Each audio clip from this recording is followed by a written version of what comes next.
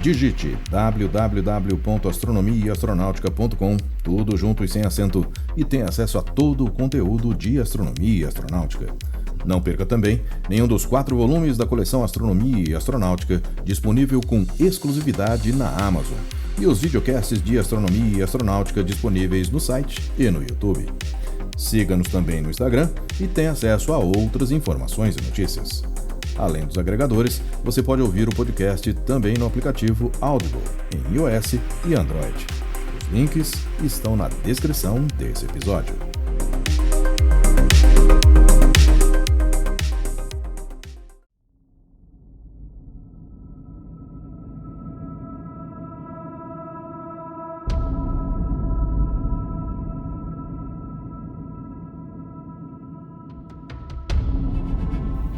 Marcou um momento decisivo na história da exploração espacial, inaugurando uma nova era com veículos parcialmente reutilizáveis. Ela foi a primeira missão do ônibus espacial norte-americano. Olá, eu sou Floresberto, apresentador do podcast Astronomia e Astronáutica, e vou levar você nessa viagem.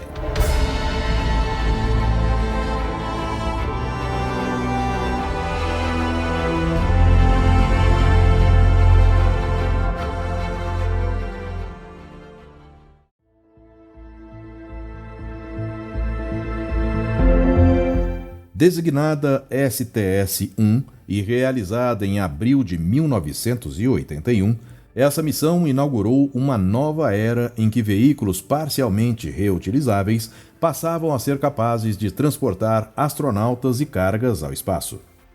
Diferentemente dos foguetes descartáveis utilizados até então, o ônibus espacial, conhecido como Space Shuttle, representava uma mudança de paradigma, prometendo reduzir custos e aumentar a frequência de missões orbitais.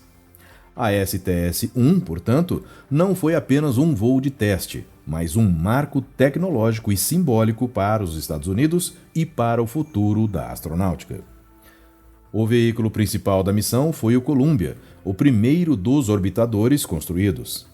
Lançado em 12 de abril de 1981, exatamente 20 anos após o voo inaugural de Yuri Gagarin, o Columbia foi acoplado ao enorme tanque externo laranja e aos 2 foguetes auxiliares de combustível sólido SRBs, formando o conjunto completo do sistema de lançamento.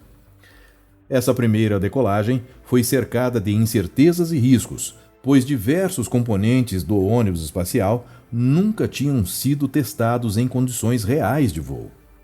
Ao contrário do que ocorrera no programa Apollo, no qual testes não tripulados eram realizados antes do envio de astronautas, o programa do ônibus espacial teve seu primeiro teste de voo já com tripulação a bordo.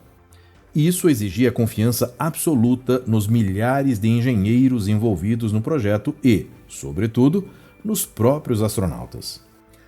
A tripulação da STS-1 era composta por 2 veteranos extremamente qualificados: o comandante John Young, participante do programa Apollo e um dos poucos humanos que já haviam caminhado na Lua, e o piloto Robert Crippen, um astronauta novato, mas experiente piloto de testes da Marinha.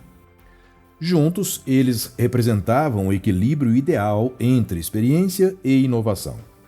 Ambos sabiam que o sucesso da missão era fundamental para validar o conceito do ônibus espacial e garantir o futuro de toda a frota planejada pela NASA. O lançamento, realizado a partir do Kennedy Space Center, na Flórida, foi assistido por milhões de pessoas ao redor do mundo.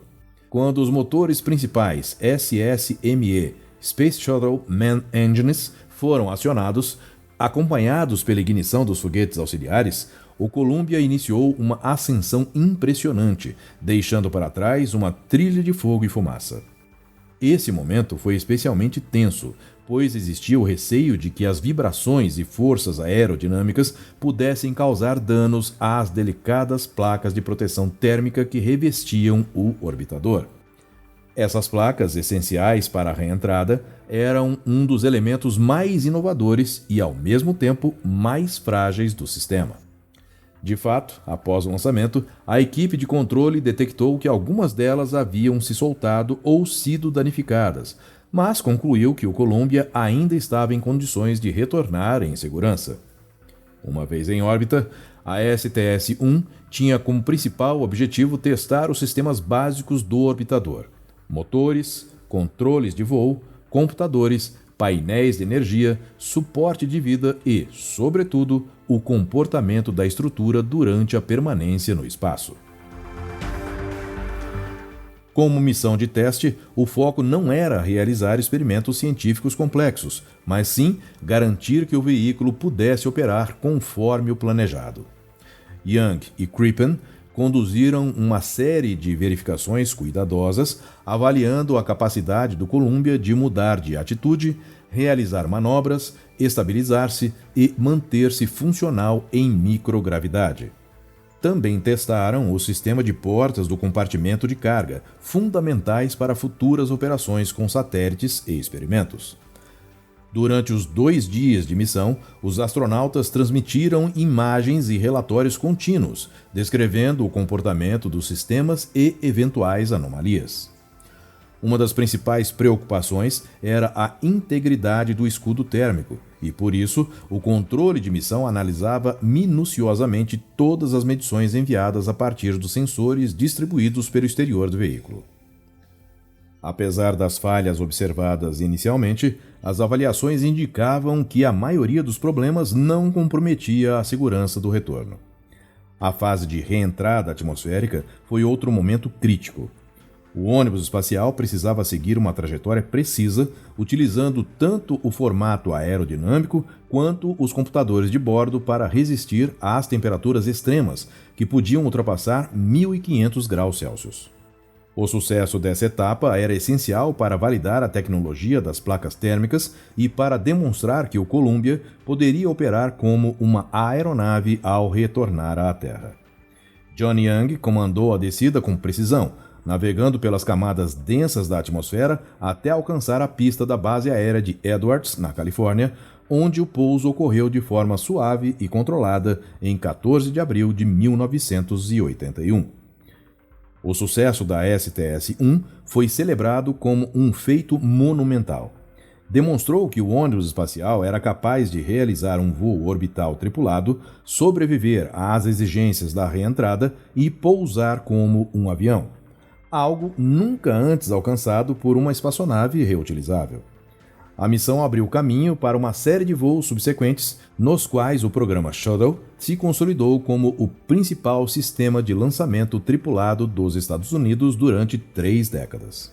Entretanto, a missão também deixou claro que o programa envolvia riscos significativos.